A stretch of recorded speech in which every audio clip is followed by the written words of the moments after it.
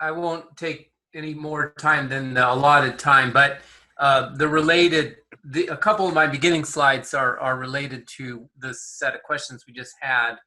I did want to just kind of a couple quick general points is how excited I am for this class and the opportunity for you guys, the students, to have this access to professional or geologists with professional experience. You know, I've been in school my whole life. I don't really know anything about the real world, and that's pretty typical for students, but this is super great to have people with so much experience. So I'm looking forward to learning myself. So I'll just show a few slides here. So just to point out the textbooks, so we're showing a lot from paleoseismology, which is really the textbook on this topic. There's another textbook, the Tectonic Geomorphology by Burbank and Anderson, that we may pull from at times, and then of course many papers. So like for Thursday, everyone has to read the Peterson paper that Chris was just talking about. So here was some of the things I wanted to talk about. I'll just talk about the first couple, maybe the very first one. But what I like to think about when we talk about landscape development in areas of active deformation is try to take things apart. And so, so let's say you had some original elevation, like a little stream channel like this. So you could say, well, that's, you know, H as a function of X and Y. And then we displace it. So we have some tectonic displacements, which would be U. It's a function of X and Y, but also of time. So the U's change in time, obviously, like if the earthquake occurs, they're happening, maybe they don't happen between. And also there could be a sensitivity on elevation. But then there's also and so, for example, in a case like this that Rich will know well, this is the surface rupture from the Denali 2002 earthquake right after it happened. So there was very clearly, you sort of have a sense of what the original topography was like. And then when you add to it the tectonic displacements, which were kind of complicated, we built the fault zone rupture.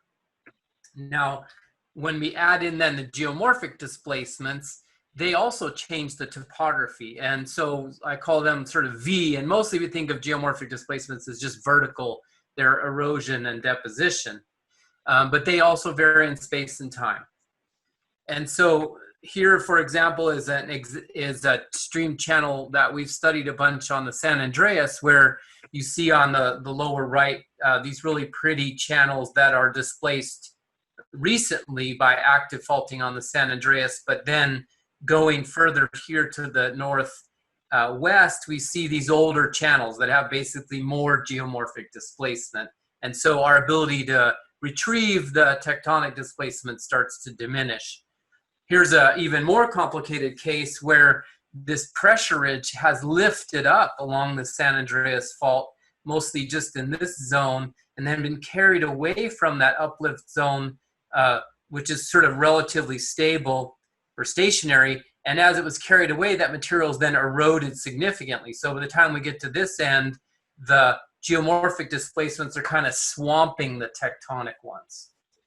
And so then, you know, the current elevation is some function of these three things. And so this kind of speaks to Jack's question, or John's question, is, you know, in the desert, our geomorphic displacements tend to be pretty modest. And so it's easy to retrieve the tectonic displacements in the desert. You can imagine in tropical environments, the geomorphic displacements are so significant, we almost can't see the tectonic ones anymore because of their influence on the topography.